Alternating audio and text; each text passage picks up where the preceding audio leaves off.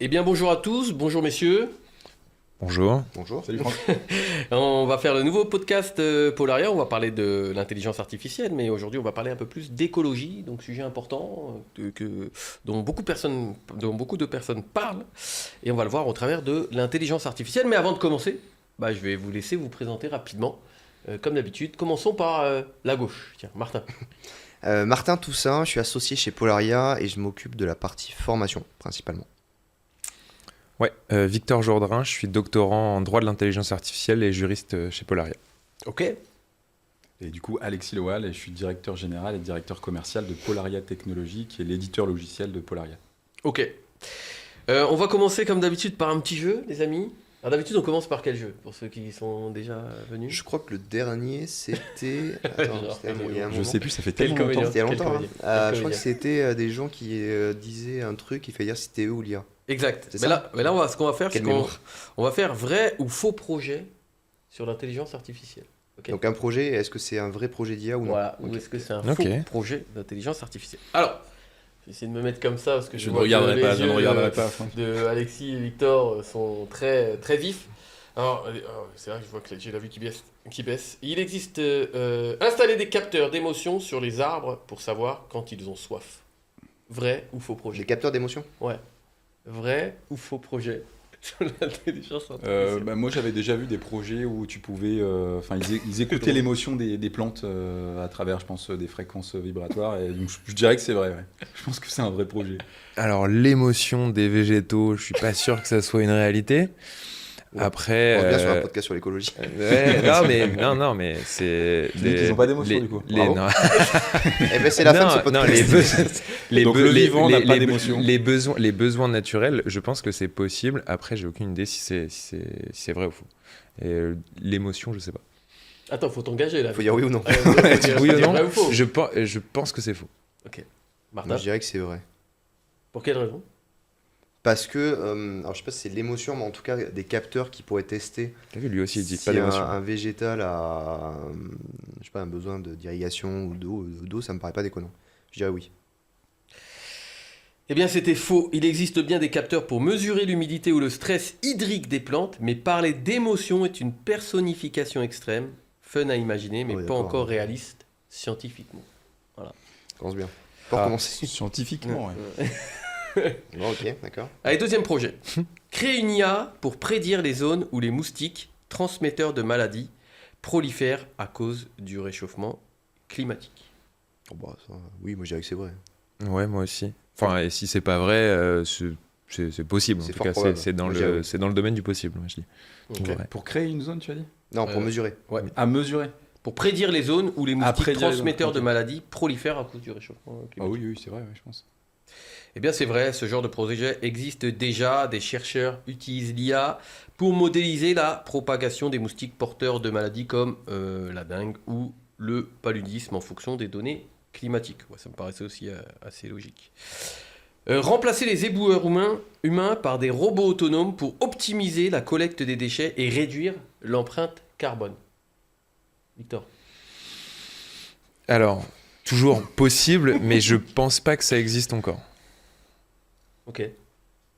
C'est le. Ouais, pareil, je dirais. Peut-être qu'il y a, il y a des cas d'usage où ça pourrait, mais aujourd'hui la robotique est pas au niveau de l'IA Ouais. typiquement. Donc envisager des robots qui pourraient gérer des jobs d'éboueurs, moi je pense qu'aujourd'hui non. Moi, je pense que ça existe et que c'est possible, mais je vois pas en quoi ça réduit l'empreinte carbone. Je vois Oui, pas ça, le par Ouais, c'est vrai qu'il y avait oui, sa oui, deuxième l'empreinte partie carbone. aussi. Mais Enfin oui, je ça pense existe que peut-être, c'est- mais je suis d'accord avec toi. Je dis non, Je mais comme vois- Alexis. je vois pas le lien, en fait. Je change.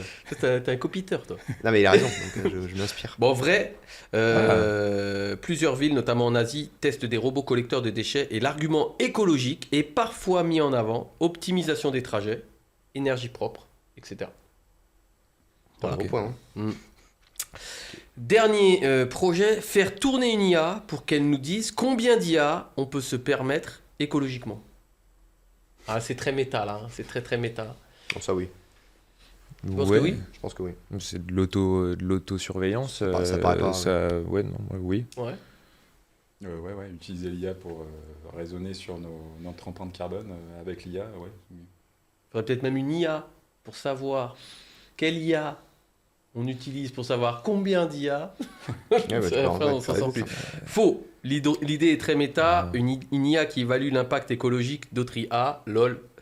Mais ce n'est pas un projet connu ou en cours. C'est une super vanne à glisser dans ton jeu. Cela est dit. Merci Franck de me l'avoir proposé. ChatGPT. Bon, bah, on est bien. On a eu quoi, une- C'était pas trop mal, on a c'est eu pas deux trop bonnes mal. réponses. Ouais. Très Bon, on va bien. parler d'écologie. On va commencer par le premier sujet. Est-il écologiquement acceptable de développer des IA ultra puissantes alors qu'elles consomment autant d'énergie qu'une ville entière? Faut-il limiter le développement de l'IA au nom de l'écologie, même si cela freine le progrès technologique? Alors, grosse question, 2 questions en un, qui se lance? En fait, je suis pas sûr que la question soit ce qu'il faut limiter le développement de l'IA parce que c'est quand même un peu un vœu pieux aujourd'hui. T'as pas un acteur unique qui va développer de l'IA et qui pourrait dire je décide de couper, de débrancher le câble et on revient à un monde sans IA. Donc est-ce qu'il faudrait, je sais pas, est-ce que c'est possible? J'y crois pas. Donc déjà là-dessus, ouais.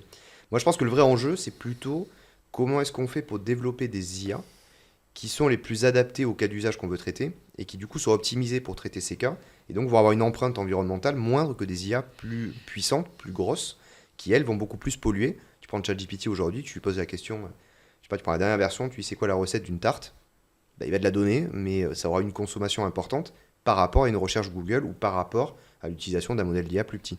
Pourquoi? Déjà, comment Plus, est-ce qu'on plus peut- de on peut puissance de simplifier? calcul Ouais, voilà, c'est principalement. plus de puissance de Plus de calcul, puissance de c'est ça? calcul, modèle plus gros, et du coup Ok. ça va plus consommer. Et la D'accord. nécessité en eau pour refroidir aussi, Aussi, les... voilà. Donc plus les data plus de centers. consommation. Donc en fait, en gros, comment ça se passe quand j'envoie ma requête déjà, si on peut simplifier ça? J'envoie ma requête à ChatGPT. Qu'est-ce qui se passe? Je demande un truc à ChatGPT, la tarte je sais pas moi, une tarte. Qu'est-ce qui se passe au moment où j'envoie ma requête? Bah, la requête elle va partir déjà pour le moment aux États-Unis, donc tu as déjà un trajet de la requête qui passe principalement par des câbles sous-marins. Aujourd'hui, la majorité du trafic internet passe par des câbles sous-marins, pas par le cloud. Et après, elle va être traitée dans des serveurs, hein, en gros, la demande, qui, s'ils sont trop sollicités, vont chauffer. C'est le principe d'un serveur, c'est que ça chauffe. Et donc, vont devoir être refroidis. Et comment est-ce qu'on refroidit aujourd'hui quelque chose qui chauffe? C'est principalement avec de l'eau. Donc, il y a une problématique, c'est que l'eau, quand tu l'utilises, il y a des serveurs qui sont plus avancés que d'autres et où il y a des mécanismes en circuit fermé qui permettent de refroidir les serveurs avec une perte en eau qui est assez faible. Mais globalement, tu as quand même un impact. Donc, ça va tourner là-dessus et la requête, enfin, la réponse, va repartir par le même chemin qu'elle a suivi pour qu'elle a été envoyée. Donc, tu as déjà un trajet et après, tu auras une consommation électrique pour faire fonctionner les serveurs et un refroidissement des serveurs. Ok, En d'accord. gros. Donc t'as l'aller et t'as le retour alors. Tu as l'aller, le traitement, le retour. Ouais, d'accord, ok. D'où l'intérêt, on en avait parlé dans un autre podcast, de la souveraineté technologique. Donc ça voudrait dire que là, dans ce cas-là, D'avoir des la serveurs plus requête, proches ou des- ouais, elle a moins de trajets? Ouais, si tu utilises un modèle qui est déployé plutôt localement ou dans une infrastructure qui est proche de chez toi, bah effectivement, il y aura moins de trajets. Après, c'est pas forcément le trajet de la requête qui va consommer Non, le d'accord. plus et qui aura la plus grande Ok. empreinte carbone. On est sur d'autres aspects, je pense, notamment la taille du modèle, notamment l'infrastructure que tu vas utiliser, si c'est mutualisé ou pas, si c'est privé ou pas. Enfin, il y a plein d'autres choses qui viennent créer l'empreinte carbone. Ok. Mais, Et le bon exemple là-dessus, si tu veux tester un peu les différences en termes de poids de modèle, c'est que tu peux installer un certain nombre de modèles en local sur ton PC. Tu as des logiciels qui te permettent de faire ça. Et teste une requête simple avec un modèle très petit et un modèle très gros. Tu fais le test avec, je sais pas, une ancienne version de Llama par exemple, et la dernière version de DeepSeek, qui est beaucoup plus grosse. Tu vas voir le temps que ça va prendre pour ton PC pour traiter la demande. Moi j'ai eu le cas, j'avais fait une demande en local sur DeepSeek, ça m'avait bloqué mon PC pendant 10 minutes. Le temps que ça calcule. Peut-être un peu moins, mais ça avait pris vachement de temps. Tandis que tu l'as en quasi instantané quand tu utilises l'interface. Pourquoi? Parce que tu as de la puissance de calcul derrière. Ok. Donc maintenant, on revient à la question. Donc, est-ce qu'il faut limiter le développement de l'IA au nom de l'écologie, même si cela freine le progrès technologique? Bah, c'est la notion, c'est la notion limitée, moi, qui me dérange. Ouais, je sais pas, je pense qu'il y a des décisions aussi, on peut continuer à développer, à faire des IA plus puissantes, mais il y a des décisions aussi qui sont écologiquement pas très stratégiques. On entasse là pour, en soit aussi dans un vœu pieux de se désamorcer de l'hégémonie américaine, installer des data centers en France. Ok, ils sont plus proches, mais on va les mettre à Marseille. Pas le plus froid. qui est pas le lieu le plus froid quand même en C'est Europe. le cas. Là, c'est le cas. Il y en a pas que 3, ça. il y en a 3, et là ils vont en construire un 4e et un 5e, ou je crois que le 4e est peut-être déjà construit. Et les mettre à Marseille, c'est très bien, mais là on arrive, avec la construction du 5e, on va arriver sur la consommation de ces serveurs, c'est l'équivalent, comme ce que tu as dit, c'est l'équivalent de la consommation de Marseille sur une année, ouais, quoi. d'accord. Enfin des habitants de Marseille sur une année. Donc est-ce qu'ils n'auraient pas pu être, je sais pas, après il y a sûrement des notions économiques, enfin des raisons économiques, mais les construire peut-être plus au nord, si c'est une volonté européenne, peut-être les mettre, je sais pas, en Suède. J'extrapole, mais les mettre plus au nord, déjà, ça permettrait de dépenser moins d'eau. Et c'est ce genre de décision qui pourrait être environnementalement parlant optimisée, selon moi. C'est qu'un serveur dans le désert et un serveur dans un pays froid, c'est pas la même chose. C'est quoi un data center? Comment ça se passe? C'est quoi? C'est un bâtiment? C'est quoi? C'est une pièce avec plein d'ordinateurs? C'est quoi? C'est un bâtiment avec plein d'ordinateurs? C'est comment? Ça dépend après de la taille, mais ça peut aller sur vraiment des hangars énormes avec ces mutualisations de la capacité de stockage et de la capacité de calcul. Donc c'est de la mutualisation, plus on en met Ouais, donc tu as des grandes empile, armoires quoi. et Ouais, c'est ça, c'est en ça. fait, en gros. en ligne. Ok. Donc ça consomme énormément d'électricité aussi, je suppose? Oui. Ok.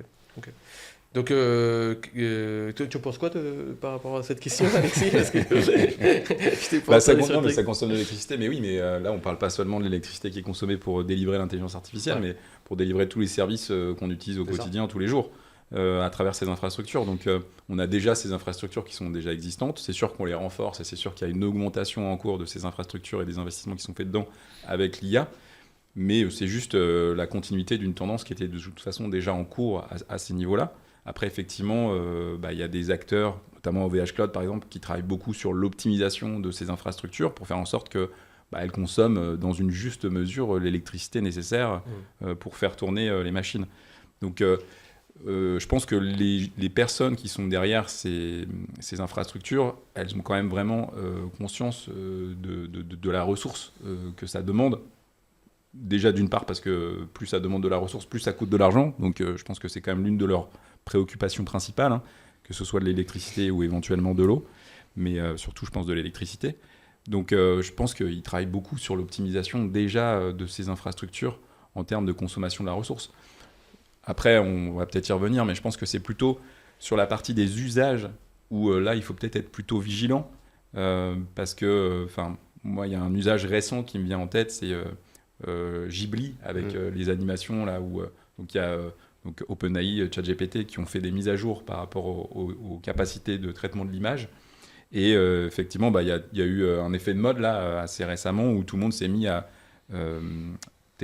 uploader une image, une photo pour en obtenir l'équivalent du studio Ghibli, donc c'est-à-dire en forme un peu animée. Le film de Miyazaki. Voilà. Ah oui, c'est ça que je vois partout. Ah, C'est d'accord, ça. ok. Et Ça ça, fait pas que ça, mais c'est vrai qu'il y a une mode avec ça. Oui, il y a une mode avec ça, et ça, Avec là c'est vrai que beaucoup de demandes. là il y a eu temps pour la même chose. Voilà, alors ça a créé énormément de requêtes sur ce truc-là, parce qu'il y a eu un effet de mode, il y a eu un buzz sur Une ça. trend. Parce que, Ouais, c'est ça, ils C'est appellent ça. ça comme ouais, ça. une tendance. Ça a si buzzé, tu veux. Ouais. Et d'ailleurs, ça a mis à mal les infrastructures de OpenAI sur Ah le ouais sujet. Ouais. Ouais, ils ont vraiment été, Wow. ils ont été au-delà de leurs Dépassé, limites. Ça a vraiment mis à mal les infrastructures. Ils ont eu des downs et tout. Ils ont eu pas mal d'enjeux sur ça. Tu as eu 2 semaines avec des performances de ChatGPT qui étaient quand même bien en deçà de ce Ouais. que ça faisait d'habitude. Il y a encore des performances qui sont mauvaises d'ailleurs, et ils ont encore des soucis avec ça. Dû au nombre de requêtes. Dû au nombre de requêtes, ouais, c'est ça, parce que dingue. au nombre de requêtes simultanées, parce qu'ils ont eu. Des photos animées. Mais Ils ont eu vraiment plusieurs millions de nouveaux utilisateurs déjà, en plus des utilisateurs qu'ils avaient déjà, qui sont arrivés avec ce phénomène. Et, Ça consomme, quoi. et ça consomme, et en fait ça consomme surtout beaucoup plus qu'une requête texte et un échange purement conversationnel avec du texte à travers Ouais, l'interface. ouais. C'est-à-dire que là, ça demande vraiment clairement plus de ressources pour être transparent. Que si tu poses une question texte et que tu attends une réponse textuelle. Donc sur ce phénomène-là, sur cet usage-là, c'est vrai que moi je me questionne parce que c'est du buzz, c'est de la mode et je pense qu'il n'y a personne qui va à la fin finalement imprimer, encadrer son Ghibli pour le mettre dans son salon ou alors c'est vraiment un infime pourcentage de l'ensemble des gens qui ont fait ces requêtes-là. Donc ces requêtes-là, elles ont demandé beaucoup de ressources. Elles ont mis à mal les infrastructures Est-ce que c'était nécessaire ? Alors, je sais pas. On en arrive quand même sur le bénéfice. Je pense que le côté positif de ce buzz, c'est que ça favorise, ça démocratise un petit peu l'IA générative. Donc, ça, c'est peut-être intéressant, parce qu'après, du coup, qui dit démocratiser, donc il y a plus de gens qui vont être sensibilisés aux capacités de l'IA générative. Et s'il y a plus de gens, peut-être qu'il y a plus de gens qui vont l'utiliser de façon à optimiser leur vie derrière. Donc de façon à aboutir sur des optimisations de la vie professionnelle ou quotidienne, personnelle. Donc c'est là où je peux voir un intérêt positif, entre guillemets, de ce buzz, mais c'est vrai que ça peut poser des questions en termes de est-ce que c'est vraiment utile d'avoir cet usage et de faire appel à ces capacités d'infrastructure pour aller générer une image Ghibli, quoi. Qui servira pas, on va la poster sur un réseau. Moi, c'est vrai que depuis 2 semaines, que ce soit Instagram ou tous les autres réseaux, on était noyés. Moi, j'étais noyé de Ghibli. Ça s'appelle comme ça les images style Ghibli. J'ai vu GHIBLI. Et c'est ça, c'est le studio style, de Miyazaki. C'est ça, D'accord, c'est ok. le Studio Ghibli, ouais. J'ai vu beaucoup aussi le truc Starter Pack là. Oui, aussi, voilà. Alors ça, c'est le deuxième buzz, et il y en Ouais. aura plein d'autres, mais Ouais. c'est sur ces trucs-là. Ça, je l'ai fait par contre. J'avoue. Mais c'est vrai que Excusez-moi. par contre, là, il faut quand même ce mode image. Alors, il y a eu le buzz sur la partie Ghibli ou Ghibli, je sais plus comment on dit. Ghibli. Mais en fait, c'est pas un mode qui permet de faire ça. C'est un mode qui permet de faire des images de tout type. C'est-à-dire que si tu prends une photo de toi et tu dis, je veux que tu me mettes dans une scène qui se passe dans l'Antiquité, par exemple, en mode photoréaliste, ça le fait aussi. Donc il y a eu une mode avec les starter packs et les studios Ghibli, mais c'est plus global que ça. Et c'est allé assez loin, parce qu'il y a eu le patron d'OpenAI, Sam Altman, qui est allé jusqu'à faire un tweet donc sur Twitter, en disant si quelqu'un a quelques milliers ou dizaines de milliers de GPU qui ne lui servent pas pour le moment, on est prêt à les acheter, ou on est prêt à les utiliser. Parce qu'on n'a pas assez de puissance de calcul pour traiter la demande qu'on a depuis quelques jours. Ouais, ça les a vraiment C'est dingue. remis en question. Ça a hein. mis une Ils ont vraie vraiment été tension au bout sur du les- bout de leurs ouais, limites ouais. en termes d'infrastructure. Avec une traîne de merde. Un buzz, ouais, c'est ça, Un buzz c'est ça. à Ouais. l'arrache, quoi. Putain, c'est Mais dingue. ça pose une question qui est plus large, c'est que certes, est-ce qu'il y a vraiment un intérêt, tu prends... je l'ai un petit peu fait, donc je suis pas le mieux placé pour le dire, mais C'était les tests. si tu C'était les prends... Oui, c'était Oui, des ouais, tests, c'est- c'est dans le cadre de mon travail, Toi, tu évidemment. testes, toi, tu testes. Exactement. Toi, tu testes. Si tu prends 20 images de ta famille et que tu les transformes en mode Ghibli, est-ce que ça a un intérêt, tu vois, d'utiliser l'IA pour ça? Parce que ça consomme derrière. Et c'est la même chose que de dire, est-ce que si je veux faire une recette, je sais pas, une recette d'une tarte, encore une fois, je reviens sur mon exemple, est-ce que j'ai intérêt à utiliser ChatGPT, Mistral ou un modèle d'intelligence artificielle pour demander une recette? Alors que taper Marmiton. Oui, ça- il y a des sites qui existent qui consomment moins à la Donc, requête. c'est peut-être la facilité aussi. Tu vois, t'as Bah, pas tellement tant que ça. l'habitude d'utiliser un truc que tu Pas tant que ça. vas y aller par. En fait, là, ce biais-là. là, il y a juste une action en plus sur le moteur de recherche, c'est que tu dois d'abord taper recette tarte et cliquer sur un lien. Ouais. Tandis que là, tu l'as immédiatement. Mais En fait, tu utilises quand même une Ferrari pour rouler à 2 à l'heure sur un parking quand tu fais ça. C'est ça, ouais. Ça n'a Ouais. pas trop d'intérêt. Mais est-ce que tu sais si tu consommes plus en Ah, faisant ouais. une requête ChatGPT juste du texte, pour le coup, pas d'image, que si tu vas sur le site Marmiton, Ouais, justement. oui, parce que tu as quand même. Alors, je crois que c'est sur les modèles les plus anciens de ChatGPT, le 3.5 et le 4, je crois qu'on était sur 6 fois une requête Google, sur une requête ChatGPT. Et là, avec les nouvelles versions, tu es à plus. J'ai plus le chiffre en tête, mais je crois que c'est une quinzaine de fois. Même Tac. quand tu es en texte uniquement. Ouais. Ouais. Tu as quand même un impact. Les derniers chiffres, j'ai plus quelle version de ChatGPT c'était, mais ça consommait, si tu étais sur une interaction moyenne entre 30 et 50 questions-réponses, tu étais sur un demi-litre d'eau consommée pour ça. Et les images, les fameuses vite, images, tu es sur 3 à 5 litres d'eau. Ouais, ça va super vite. Après, Il faut le relativiser un peu. Hein, parce Ouais, que, après, il faut relativiser par rapport à d'autres usages qu'on a déjà et qui sont des usages qu'on a de façon importante aussi, notamment la visioconférence. La visioconférence, on n'a pas du tout parlé, je trouve, de l'empreinte carbone de la visioconférence. c'est colossal. L'empreinte carbone de la visioconférence, elle est énorme. Ah Parce ouais que elle est énorme, parce que tu as des flux vidéo. Donc déjà, c'est de la vidéo, donc tu n'es même plus sur l'image fixe, tu es sur de la vidéo animée qui transite dans tous les sens. Et plus tu as de personnes dans ta visioconférence, plus l'empreinte carbone, elle est démultipliée potentiellement, quoi. Donc elle est énorme, et c'est vrai que ça s'est fortement démocratisé avec le Covid notamment.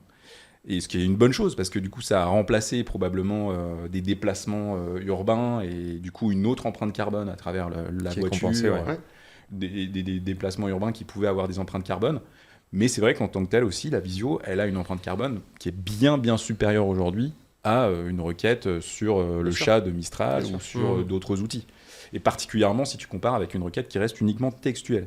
Parce qu'une requête textuelle, ça reste beaucoup plus léger qu'une requête où tu vas aller générer des images, ou même bientôt, déjà, générer des vidéos. Alors la génération de vidéos, là, effectivement, je pense qu'elle est très consommatrice, encore plus que les images, pour des raisons qu'on comprend facilement. Et du coup, là, on peut aussi se questionner sur ces enjeux-là. Ouais, mais ça, moi, je suis d'accord avec ça, surtout sur qu'il faut pas se focaliser aussi, faut pas trop se focaliser sur l'empreinte énergétique de l'IA, mais plutôt englober ça dans le concept tout simplement de sobriété numérique, en fait. On a parlé de visioconférence. Il y a quelques années, il y avait énormément de rapports qui sortaient sur l'impact énergétique de la blockchain avec la preuve de travail et les alternatives possibles. Donc, c'est une question plutôt... les chiffres sur l'IA, je les connais. Je ne sais plus exactement, les data centers, ça représente à peu près 1,5 à 2% de la consommation énergétique mondiale, mais c'est les data centers, c'est pas que l'IA, c'est que l'IA. Et le numérique, ça tend à augmenter.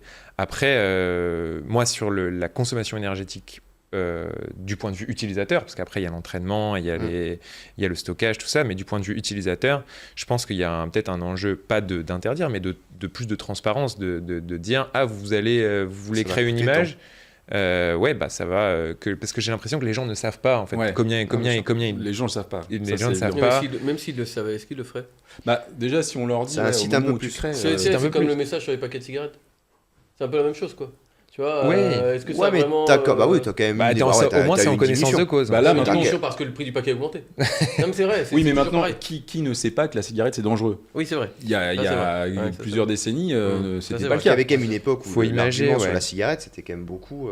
non, mais on n'en sait rien, c'est dangereux ou pas. Enfin, t'avais pas de certitude scientifique, quoi. Là, aujourd'hui, si tu fumes, tu sais que c'est pas bon. Tu fais un choix éclairé, entre guillemets. Mais en fait, l'IA, je reviens juste sur si tu fais un choix éclairé, tu consommes un peu plus. Ah, waouh, j'ai mis 2 minutes. Ça va être long là. Alors, il faut faire des choix dans le noir. Voilà. Non, mais en fait, c'est un sujet qui est alors certes, qui est au-delà de la simple IA, c'est un sujet qui est celui du digital. Aujourd'hui, tu vas regarder une série sur Netflix. Tu vas écouter de la musique sur Spotify, tu vas scroller des heures sur TikTok ou Instagram. Le coût énergétique du streaming. Netflix, c'est dramatique. Oui, ça aussi, bien sûr. Ah ouais, c'est dramatique. Ah ouais, là, c'est... C'est ça le vrai sujet. Ah bah oui, flux vidéo, toujours pareil. T'es du flux vidéo, potentiellement en ultra haute définition, en temps réel. Tu peux télécharger aussi sur tes... Tu peux télécharger. Il y avait une étude là-dessus sur... et c'est encore une question de transparence, mais le cloud, c'est la représentation pour les gens du cloud c'est un peu magique. C'est virtuel, c'est les gens voient pas le data center derrière, ne voient pas les usines et la consommation d'eau, les gens voient le petit nuage. Et il y avait toute une étude, je crois, sociologique là-dessus, sur cette image de petit nuage qui est au-dessus de tout. On a l'impression que les données elles transitent en l'air. Et vraiment, c'était ça. Les gens disent comment ça fonctionne le cloud. Oh bah c'est virtuel. C'est virtuel, quoi. Et les gens voient pas ce qu'il y a derrière. L'infrastructure derrière, elle est un peu invisibilisée. Donc c'est vrai que du coup, ça serait bien de leur amener l'information, leur dire attends, là tu vas générer cette image, l'empreinte carbone potentielle de ça, c'est ça, quoi. Pour justement leur redonner ce contexte qui leur manque, en fait. Où c'est contextualisé. Un petit nuage, mais en fait non, c'est des vraies infrastructures. C'est très concret derrière. C'est très concret. T'as des matières premières, t'as des produits, enfin c'est pas du tout virtuel. Un peu comme Yuka peut le faire en amenant de l'information sur des produits de consommation courante dans les magasins. Je pense qu'il va être indispensable d'amener aussi cette information. Enfin, si on reste sur ce qui est en train de se passer, c'est-à-dire le développement de l'IA générative qui part dans tous les sens, images, vidéos inclus, etc. Je pense que si on continue sur cette tendance-là, ça sera important d'amener cette notion d'information pour aller sensibiliser les gens et leur faire prendre conscience. Après, on en revient à un autre débat qu'on a eu lors d'un autre podcast préalable, qui est il ne faut pas une surréglementation c'est ce que j'allais dire, c'est ce que j'étais en train de me dire. Voilà, est-ce qu'on n'est pas déjà en train de penser à réguler alors que la majorité des gens, est-ce qu'ils utilisent vraiment l'IA? Oui, bien sûr. De plus en plus. Là, on est quand même sur une technologie qui est arrivée dans le... Parce que c'est une technologie qui existe depuis longtemps, l'IA. Mais l'IA grand public, c'est quand même très récent. Ça fait 2 ans, un peu plus de 2 ans. Donc il y a le temps de l'IA n'est pas le temps de l'être humain. Ça, c'est un truc qu'on dit souvent. C'est que certes, nous on l'utilise depuis le début, mais entre décembre 2022, enfin c'est le 1er décembre, qui est sorti le 30 novembre 2022, ChatGPT 3.5, et aujourd'hui, on a quand même connu un gap en termes de technologie et en termes de performance qui est colossal. Mais ça ne veut pas pour autant dire que les gens, le grand public, s'y est mis de façon poussée. Tu as encore des gens aujourd'hui en formation, en conférence, qui découvrent des choses qu'on fait déjà depuis quasiment 2 ans. Donc heureusement, peut-être, le temps de l'être humain n'est pas le temps de l'IA. Par contre, ça pose la question de demain, comment est-ce que tu fais pour proposer des modèles d'IA qui sont adaptés par rapport aux objectifs et par rapport aux besoins des utilisateurs. Est-ce que tu as besoin d'utiliser un modèle extrêmement puissant et gourmand en énergie et autres pour poser une question de base? C'est ça. Bah, non. ChatGPT, aujourd'hui, tu prends les versions les plus récentes, ils ont un niveau qui est supérieur à des PhD humains. Donc après, c'est des benchmarks, ça veut dire on peut leur faire dire ce qu'on veut. Mais on est quand même sur des modèles qui ont des capacités de traitement de l'information qui sont extrêmement poussées. Est-ce qu'on a un besoin tous les jours de poser des questions basiques à un outil qui a un niveau de réflexion ou de connaissance, niveau PhD? Docteur. Docteur, ouais. Bah non, a priori non. Donc il faut qu'on arrive vers plutôt un usage ciblé, un choix ciblé des outils qu'on veut utiliser par rapport à un cas d'usage. Comment on pourrait faire? Un exemple concret, comment on peut faire? Bah, il pourrait y avoir un exemple, c'est que... C'est comme si tu dis à quelqu'un qui veut acheter une voiture ultra puissante, tu dis non mais toi tu fais que 5 km par jour à 50 km, donc non. Non mais un exemple, tu prends, là on a un sujet avec les versions de ChatGPT, c'est qu'il y en a beaucoup. Aujourd'hui tu t'arrives, tu as un compte sur ChatGPT, tu cliques sur les versions, tu en as j'ai vu, 7, 8 ou plus ouais, même. Ça. Et tu sais pas trop quoi choisir. Tu pourrais imaginer avoir une couche avant qui par rapport à ta demande va la rebalancer vers le modèle qui est le plus adapté. Et sur une question, la tarte aux fraises, par exemple, la version 3.5... Très amateur de tarte. J'adore. La version 3.5, qui est la plus ancienne pour le grand public, qui est celle qui consomme le moins, elle suffit. Donc peut-être que tu pourras avoir cette couche qui dit, bon, là, pour cette question-là, j'envoie à tel modèle. Des choses comme ça.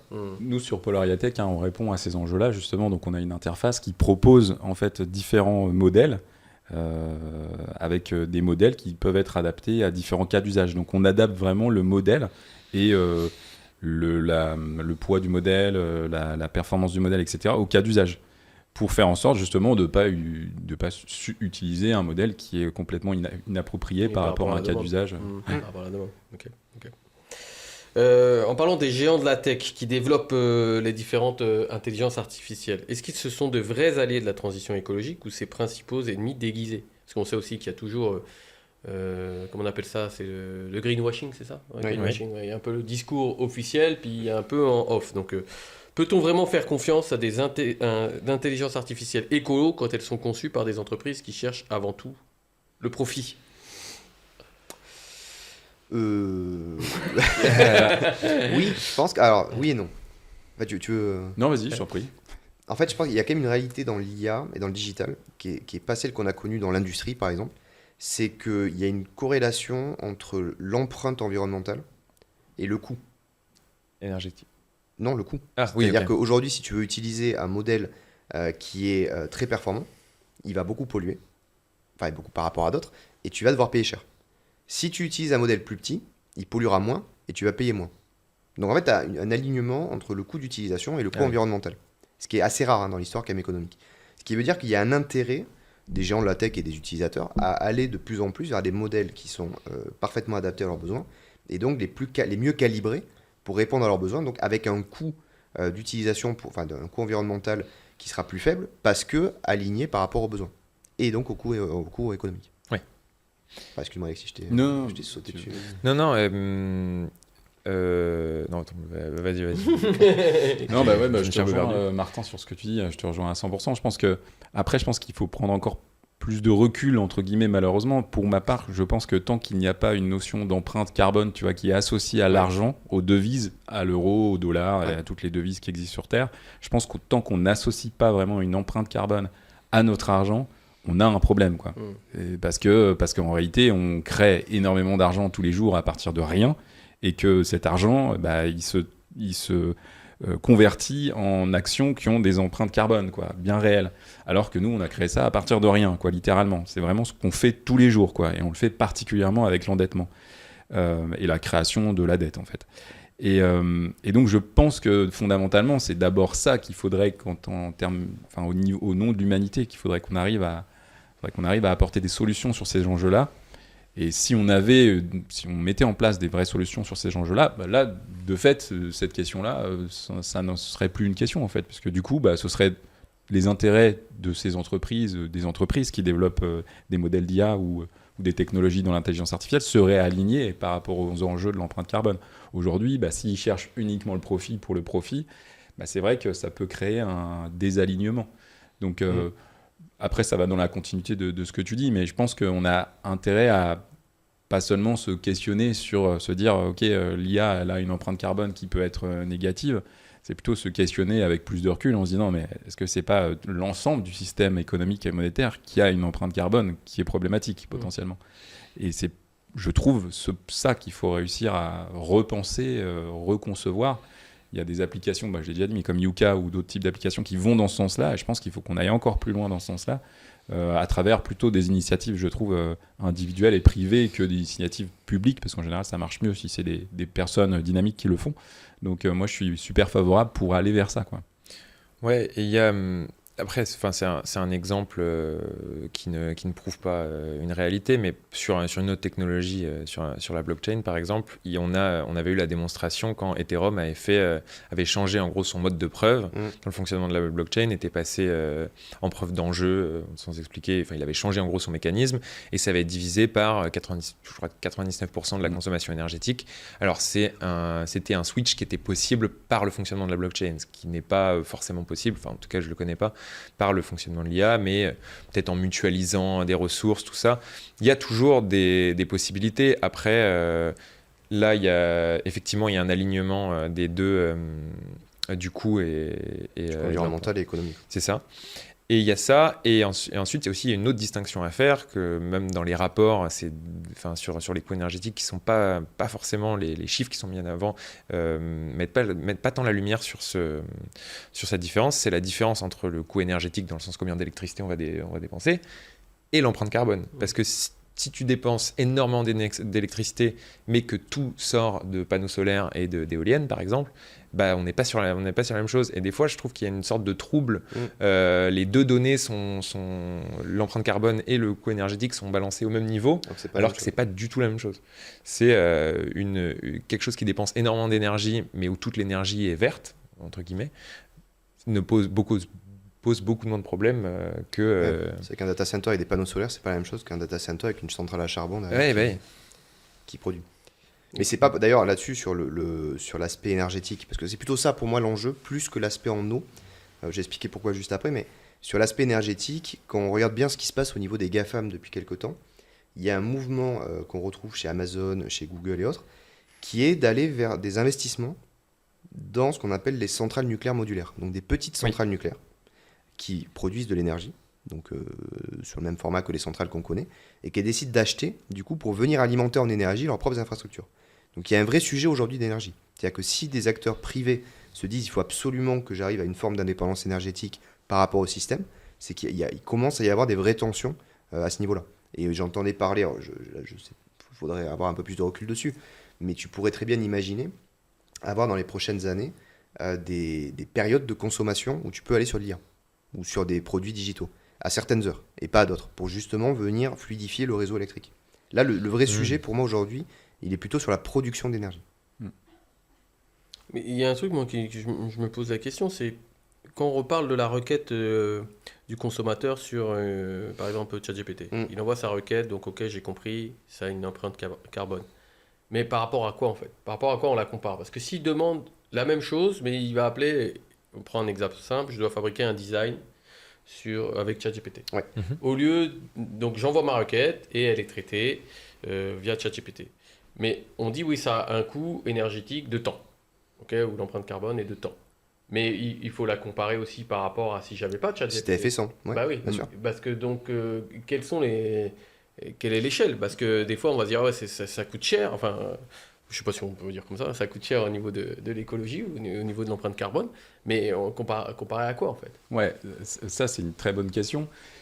Dans un usage professionnel, ce que je peux dire avec pas mal de certitude, parce que c'est ce qu'on fait, donc dans un usage professionnel qui est encadré et qui répond à des vrais cas d'usage, typiquement l'avant-vente, l'après-vente, le support collaborateur. Donc là, je donne des cas d'usage de chatbot d'intelligence artificielle que nous, on vient déployer pour servir donc, des cas d'avant-vente. Donc la personne, elle a une question sur un service ou un produit qu'elle s'apprête à acheter, ou d'après-vente, elle a déjà acheté un produit, elle a une question sur ce produit ou ce service, ou en interne, dans une société, on va déployer des chatbots d'intelligence artificielle qui vont répondre à des questions sur des enjeux RH, ressources humaines, RSE, ou de support informatique, etc. Quand on fait ces déploiements-là, ce qu'on peut dire avec certitude, c'est qu'on vient vraiment optimiser l'empreinte carbone de l'entreprise qui va faire ce déploiement. Pourquoi ? Pour une raison simple, c'est que on va venir se substituer à travers un chatbot d'intelligence artificielle à des appels téléphoniques, par exemple. Donc à une centrale d'appel téléphonique. Et quelqu'un qui passe un appel téléphonique aujourd'hui à une centrale d'appel téléphonique, il a une empreinte carbone qui est bien supérieure, pour toutes les raisons qu'on comprend très facilement, à aujourd'hui un chatbot d'IA qui va délivrer son message à travers un chat, une interface de chat, qui au passage est l'une des interfaces les moins consommatrices, qui a le moins d'empreinte carbone. Il faut savoir qu'un message chat, juste le message chat, je ne parle pas de l'inférence, mais juste le message chat, il a moins d'empreinte carbone qu'un SMS, qui lui-même c'est parmi les canaux de communication qui ont le moins d'empreinte carbone parmi l'ensemble des canaux de communication. Donc, message chat, c'est je vais sur un site, il y a la petite bulle, je clique, j'envoie mon message. Ouais, c'est ça, okay. Un message chat. Donc quand ce message chat et cet usage, il est professionnel, il répond vraiment à un cas d'usage précis qui est encadré, donc en avant-vente, il va venir remplacer quelque chose d'autre qui auparavant avait une véritable empreinte carbone, comme un appel téléphonique ou comme je me déplace pour aller à mon commerce physique avec ma voiture et donc du coup je mets de l'essence dans ma voiture pour me déplacer, etc. Ou il va remplacer un courrier papier ou même il peut remplacer un email qui peut aussi avoir une empreinte carbone supérieure à un message chat. Donc nous ce qu'on sait c'est que sur des usages professionnels encadrés, on est vraiment sur une optimisation de l'empreinte carbone de la société ou de l'organisation qui va déployer nos solutions. Parce qu'on a des diminutions très significatives du nombre d'appels entrants auprès de cette organisation. On a des diminutions significatives du nombre d'emails entrants. Mais quand je dis significatif, c'est vraiment significatif. Ils sont filtrés, c'est ça. C'est-à-dire que c'est pas qu'ils sont filtrés, non. Enfin, c'est une sorte de filtre. La demande est traitée en amont. Voilà, c'est ça. La demande, elle est traitée en amont et la personne, elle a plus besoin d'appeler et d'attendre 10 minutes au téléphone et donc d'avoir une consommation et une empreinte carbone associée à cet acte. Parce qu'en fait, elle va poser sa question et elle va tout de suite avoir sa réponse. Donc, elle n'a plus besoin d'appeler, elle n'a plus besoin d'envoyer d'email, elle n'a plus besoin de faire 10 échanges d'emails avec le support parce que pour avoir sa réponse, elle peut l'avoir immédiatement de façon instantanée à travers un canal qui est quand même plutôt... qui a une empreinte carbone qui est plutôt très très modérée et puis que c'est juste un message chat, quoi.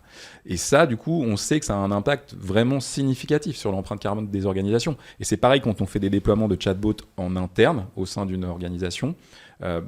Il faut s'imaginer que jusqu'à présent, on prend une organisation, une entreprise de 100 personnes, il faut appeler un tel pour savoir comment poser son congé, il faut appeler une autre personne pour obtenir l'information par rapport à la politique RSE, et il faut encore appeler le service informatique pour déverrouiller son ordinateur sur un enjeu spécifique. Tu désintermédies en fait. Donc, et c'est ça, on enlève toutes ces intermédiations, on enlève tout ce temps et cette consommation et cette empreinte carbone. Vous enlevez aussi du travail. Non, alors on n'enlève pas du travail parce qu'on vient augmenter les capacités de chacun et on vient plutôt réallouer le temps gagné. Enfin, il n'y a personne qui a envie de perdre du temps sur des enjeux. Attends, j'arrive pas à me connecter sur l'ordinateur, je comprends pas, je mets mon mot de passe. Si on reprend l'exemple du message là, je vais sur un site, je dis ouais, je veux savoir quel est mon billet de train. On me répond quelle est votre destination. Bref, tout est automatisé. Mais avant, c'était une personne qui me répondait au téléphone. C'est ça, potentiellement. Donc on enlève quand même du travail.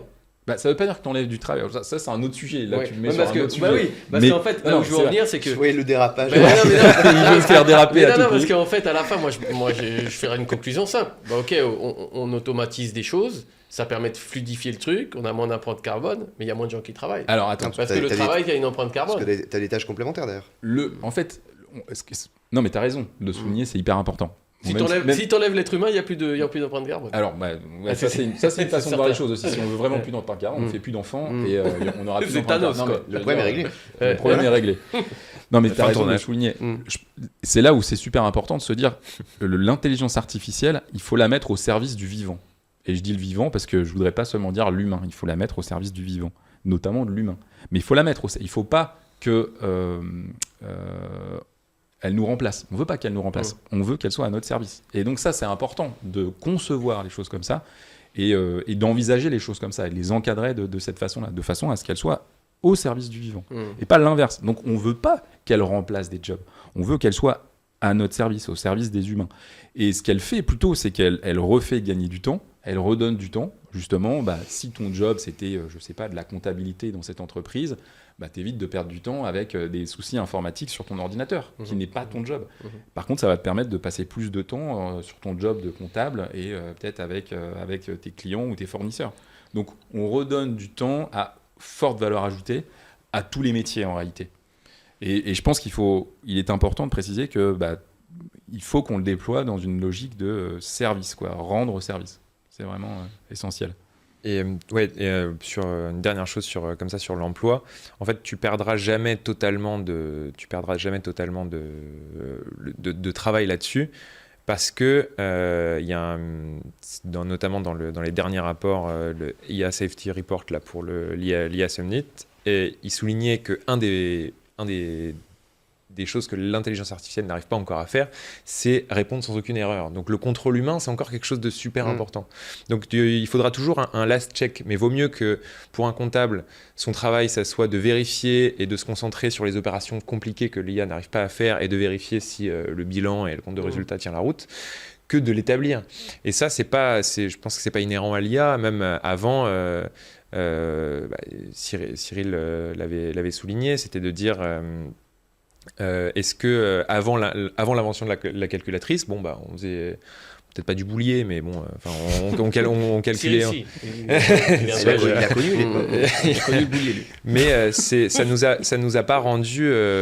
Pourtant, on a encore besoin de mathématiciens alors qu'on a inventé la calculatrice. Enfin, dans le sens, c'est pas parce que ça nous a rendu moins bon en calcul mental, la calculatrice, mais meilleur en réflexion mathématique. Oui, c'est ça. On est meilleur en maths. Enfin, on est moins bon en calcul mental, mais on est meilleur en maths.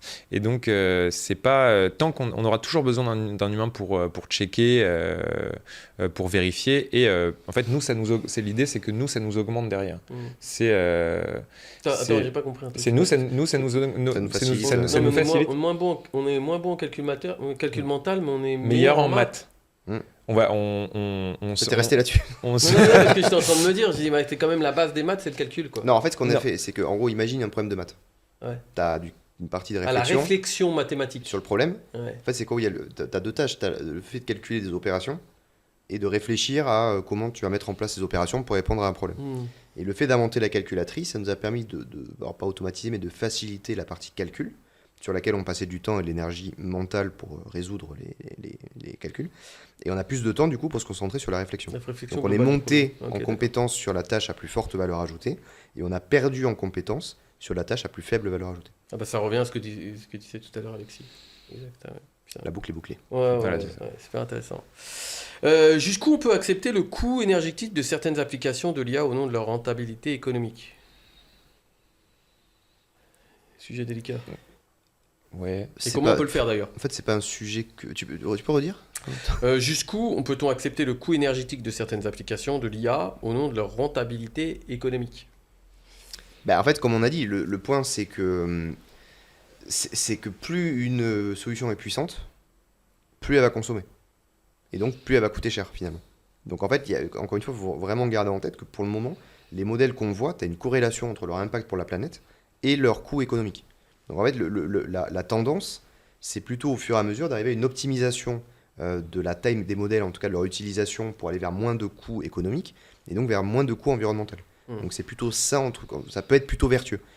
C'est l'une des premières fois d'ailleurs dans l'histoire économique, quand tu prends le développement de l'industrie. Là, pour le coup, il y avait à certains endroits une dichotomie entre le fait de dire si je veux gagner plus d'argent, je vais utiliser des processus qui polluent plus. Parce que ça permet d'avoir plus de rentabilité par rapport à la matière qu'on va transformer. Ça pollue certes, mais je gagnerai plus d'argent. Là, c'est pas le cas, c'est un nouveau modèle. Par contre, ça pose la question de qu'est-ce qu'on veut comme utilisation pour l'IA et pour le digital dans nos tâches au quotidien. Est-ce qu'on a besoin, il faut se poser la question, est-ce que j'ai une question en tête, est-ce que j'ai besoin d'aller sur Google ou sur ChatGPT pour répondre à cette question? Pas forcément. En gros, la question, c'est comment est-ce que je vais faire des choix d'utilisation des IA ou du digital qui vont être raisonnés par rapport à mon besoin. Oui, c'est une réflexion en amont, en fait. Oui. Que tu dois avoir au moment Mais c'est où pas tu que vas l'IA, en poser ta fait. question. L'IA, encore une fois, aujourd'hui, c'est une petite partie du digital. Et on reçoit des centaines de milliards de mails tous les jours. Quand on met là sur les mails, des fois en signature, si vous lisez ce mail plus de, 3 fois, je crois, 2 ou 3 fois, il vaut mieux l'imprimer.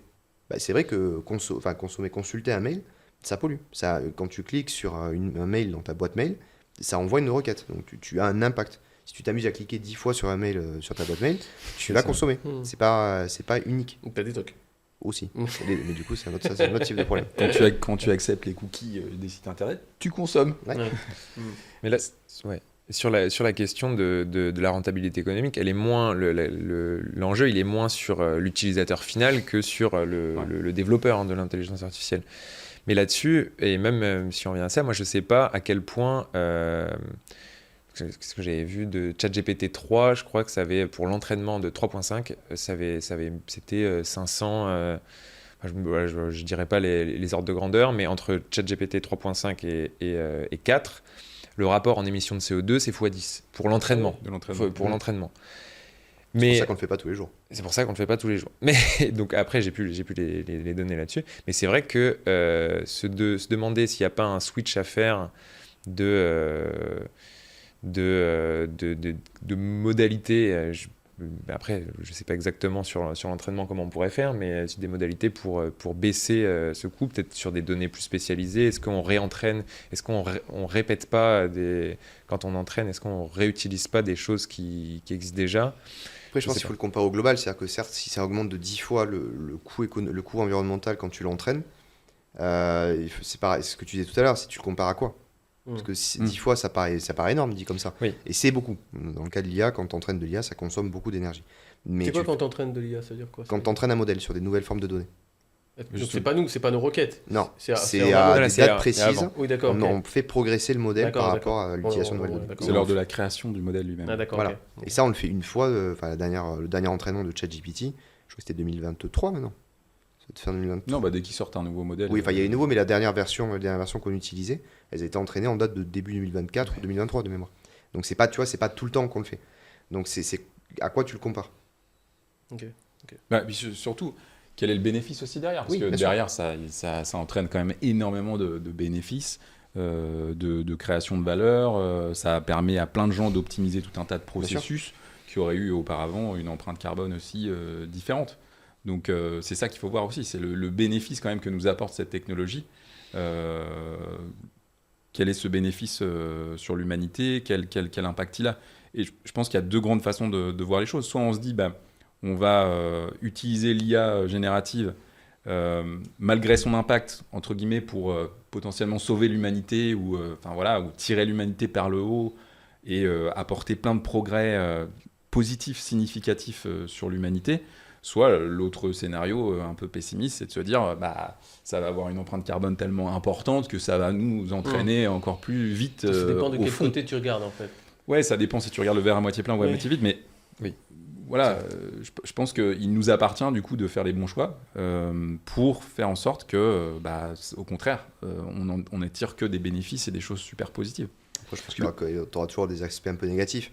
Oui. Mais parce que c'est vrai qu'aujourd'hui, encore une fois, l'IA n'est pas non plus totalement démocratisée.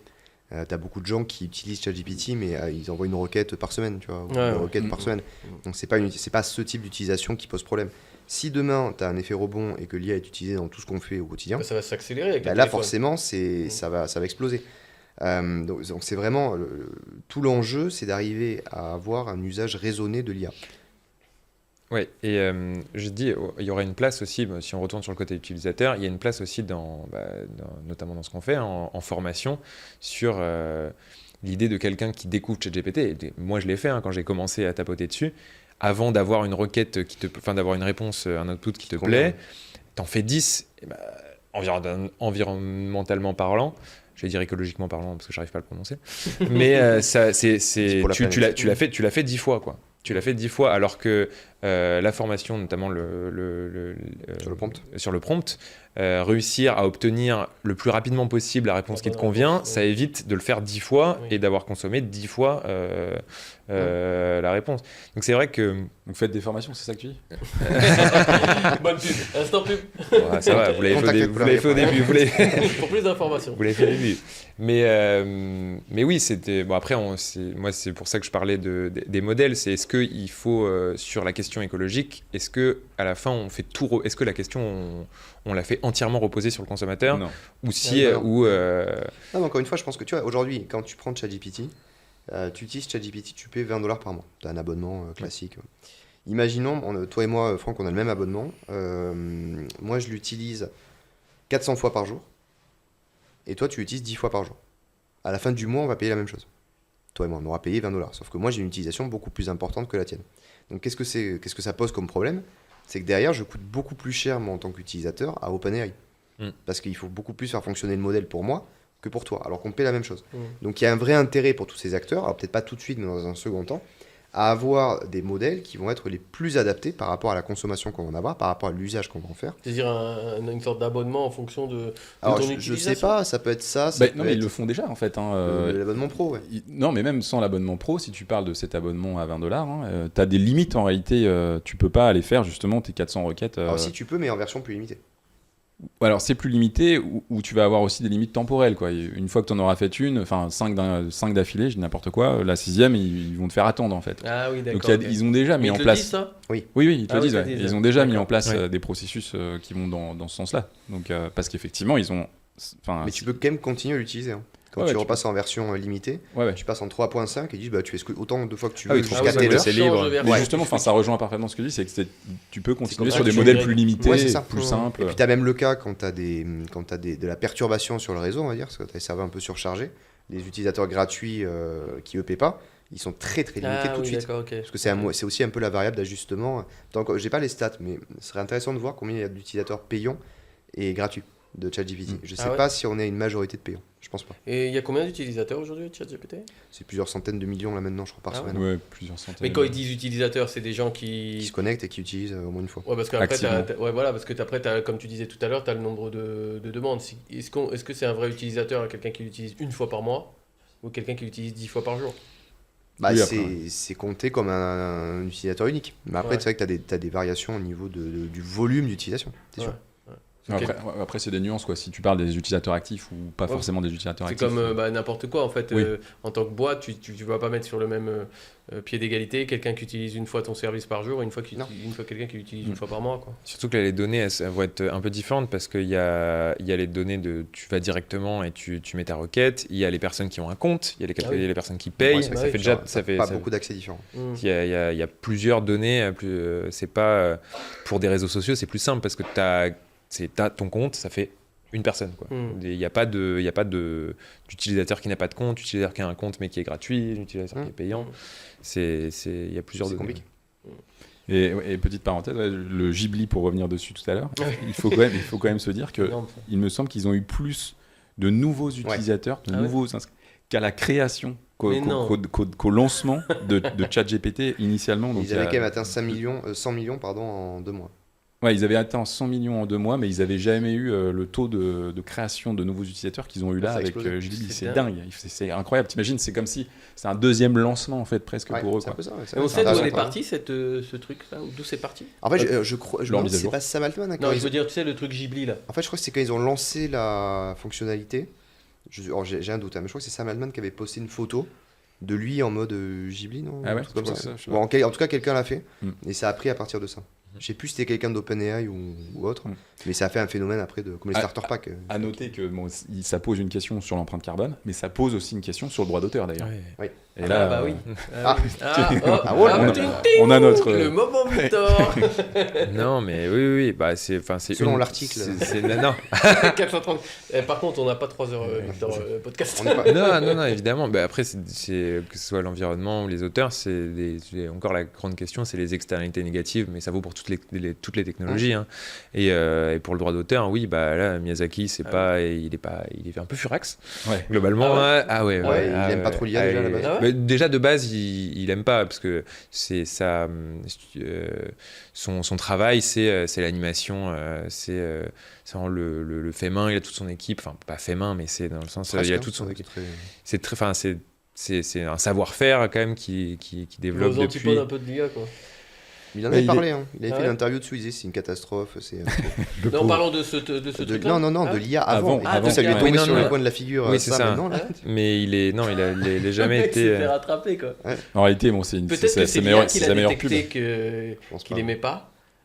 C'est quand même Quelques trop doutes. loin, c'est- Mais il y a un parallèle à faire entre les questions énergétiques et le droit d'auteur, c'est qu'en fait on arrive sur des en droit on arrive sur du droit international parce que ChatGPT est américain, lui est au Japon. En fait, alors autant on peut faire des réglementations en Europe, on peut faire des réglementations même environnementales ou sur le droit d'auteur en Europe. Après, quand on sort de l'Europe et qu'on est vraiment mondial. Alors oui, ils vont faire un procès, il y a des conventions, tout ça, mais c'est le droit. Alors je cite mes profs de L1, le droit international, c'est un concept un peu flou. Hein. Ouais. Bah, du droit international privé, oui, non quoi. Enfin, le nombre de fois où les amendes records qu'ont mis les autorités de la concurrence sur le domaine de la concurrence européenne à des boîtes américaines. Alors soit ils les payent, soit ils disent enfin c'est pas on n'a pas de modèle juridique commun, donc c'est flou pouvoir, quoi. quoi. C'est du droit, ils appellent ça du droit semi-mou, je crois. C'est carré l'histoire. Hein. Voilà. Parce que ça veut dire que le gars là, qui veut se créer une bande dessinée Ghibli, Mhm. il crée une bande dessinée Ghibli via ChatGPT. Et il la commercialise. Mais non, mais Ou oui. il la rend gratuite. Comment ça se passe dans Bah, ce cas? oui, non, mais là, il va falloir faire, bordel. il va avoir des actions. Après, il y a d'autres questions. C'est que s'il la crée comme ça, il y a énormément d'actions sur le fait que des images créées par l'intelligence artificielle, de toute façon, ils n'auront pas le droit d'auteur. Donc, pour d'autres raisons. Mais, Sauf si tu la modifies légèrement.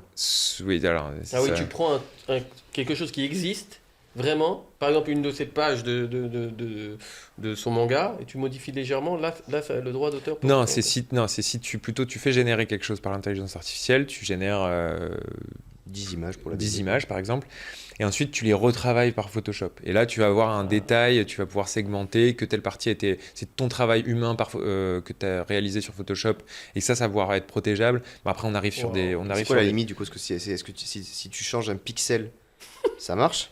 Je vais te dire que là, j'ai lu une décision américaine de Copyright Office américaine. Il disait que c'était sur des use cases. Le mec, il avait dessiné quelque chose, il l'avait envoyé dans une IA il avait dessiné vraiment une esquisse, quoi. Ouais. Et l'IA l'avait mis en relief et avait mis les ombres. Il l'a déposé au copyright et le copyright, il a dit bah ouais, l'esquisse, elle est déposable. Par contre, les ombres, c'est généré par IA, ne sont pas protégeables. Donc, Ouais, donc c'est à la tête du client. Ouais, mais après, il faut bien qu'il justifie Ouais, sa paye, le mec qui dit ça, quoi, tu vois. Le mec qui dit les ombres et tout ça, faut qu'il justifie Bah, ça. Mais est-ce c'est- que tu peux pas dire que. Ouais, est-ce que en fait, le prompt à la base, il est humain? ouais, mais t'as pas alors c'est sur le fonctionnement de l'IA, il J'ai considère une BD qui sort dans 2 jours, là, donc ça m'arrangerait.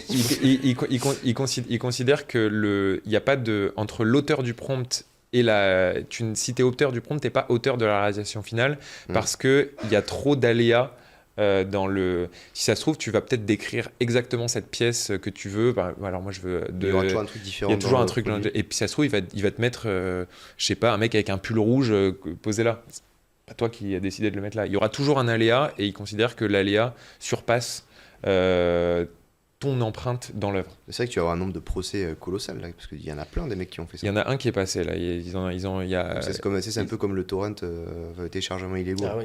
C'est que comment s'appelait ce truc? Adopi? BitTorrent. Non, mais Non. tu sais, les torrents, quand tu télécharges, il n'y a pas que les torrents, Oui. mais les lettres. Adopi. Tu recevais des lettres. Ouais, Adopi, Adopi, je ouais. pense que le nombre de mecs qui se sont fait condamner, tu le comptes sur les doigts Ouais, des deux mains, quoi. non. Mais c'est comme le RGPD. C'est hein. d'abord, il t'envoyait une lettre. Comme le Bah, RGPD. ouais. Ah non, il y a eu des RGPD, condamnations. si, Ah oui, il y là, a eu là, des- là, ah oui, non, ouais, il y a eu des il trucs. chiffre. Ah ouais Hein. Ah oui, Ah ouais ouais. Ouais, mais les grosses boîtes. Non, ils Ah envoient. Non, même des petites. Moi, j'en ai vu même des petites boîtes.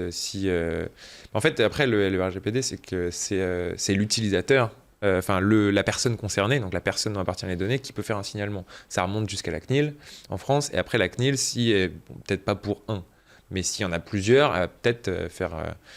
On les appelait, envoyer les hommes en smoking qui arrivent comme toutes les autorités de la concurrence, c'est-à-dire ils toquent à ta porte, bonjour, on vient regarder quoi, Mmh. on vient regarder quoi. Mmh. Donc ils font un peu peur. Allez, à l'appart, t'as fait d'herbe. Non, c'est pas ici. On a dérivé un peu de Oui, on a un l'empreinte peu carbone. dérivé. là. C'était intéressant Ouais. quand même. Mais oui. Mais c'est à cause du Ghibli. Ouais, Mais, c'est le Ghibli. ouais. Je trouvais que c'était intéressant d'introduire Ah bah ouais, ce mais sujet-là parce que ça, quelque part, ça se rejoint avec cet Ah oui. exemple de Ghibli entre le droit d'auteur, l'empreinte carbone. C'est une externalité négative. Voilà. J'aurais J'aurais pas mieux dit. Ça vaut pour toutes les technologies. Et c'est toujours le rapport entre les bénéfices et ça se voit, mais dans tous les rapports qu'il y a sur, notamment les rapports sur le coût énergétique du numérique.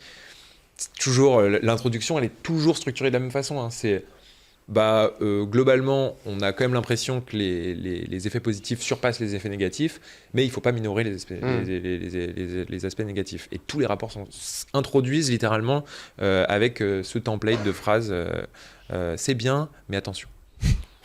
C'est bien résumé. Voilà.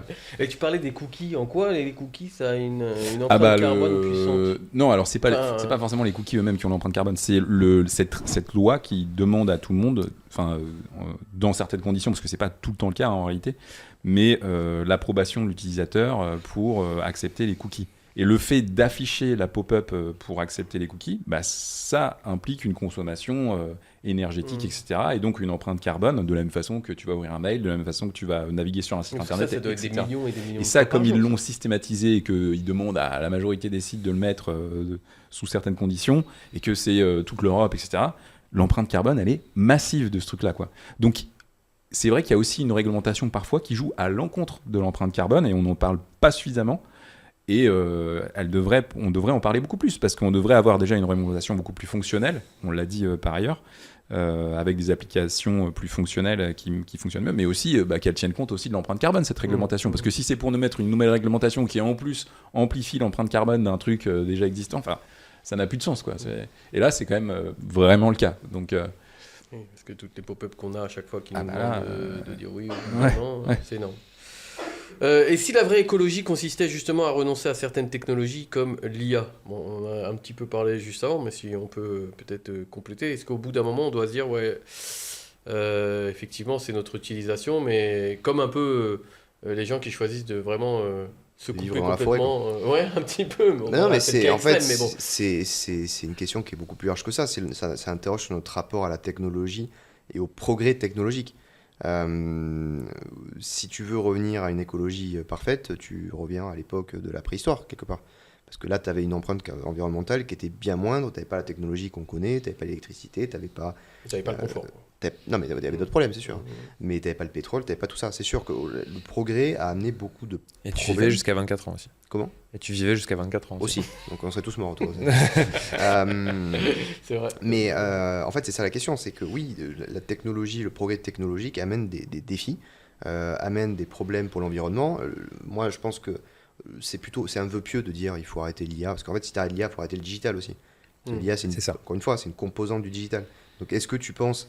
Tu prends les gens qui sont des fervents partisans de la décroissance et autres, moi j'en connais un certain nombre, je parle avec eux sur WhatsApp.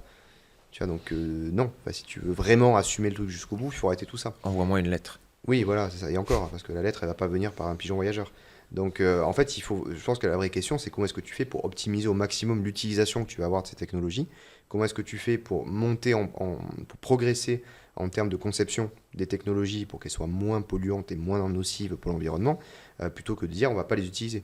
Mais ça peut aussi passer, et là je l'entends, par des gens qui peuvent me dire, moi l'IA, aujourd'hui, ce que je fais dans ma vie, je peux le faire sans IA sans problème, ça ne va pas changer mon quotidien, donc j'utilise très peu, ou voire pas du tout. Ça, je peux l'entendre.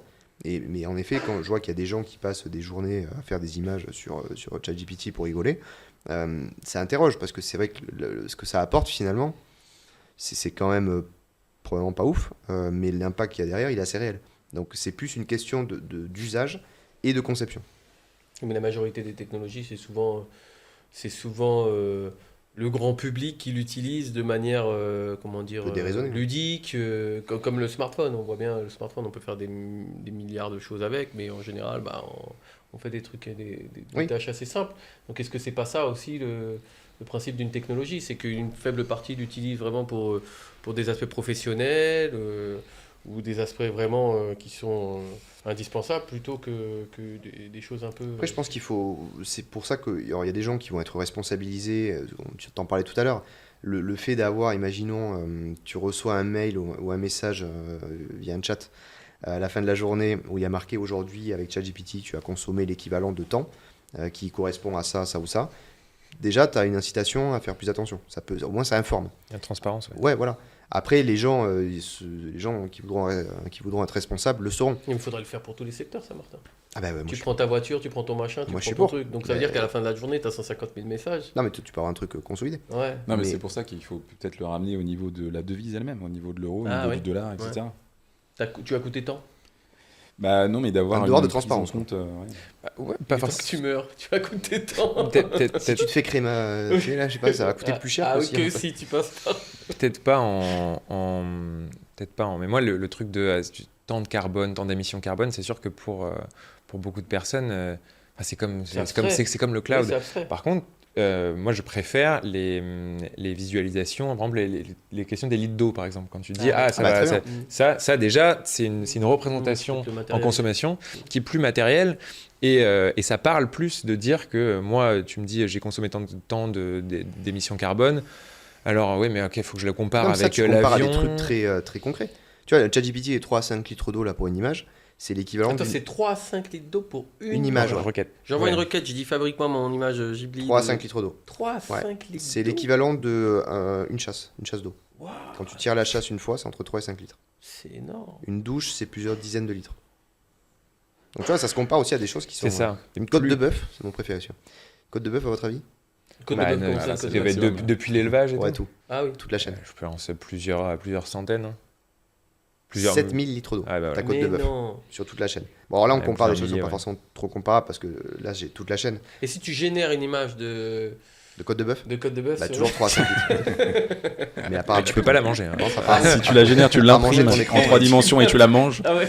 Là, Là, t'es au top. là, t'es au top de Une l'empreinte Pinte carbone. de bière sur toute la chaîne, je parle des choses que je connais, 150 litres d'eau. Une Une pinte de pinte. bière. Ouais, bah.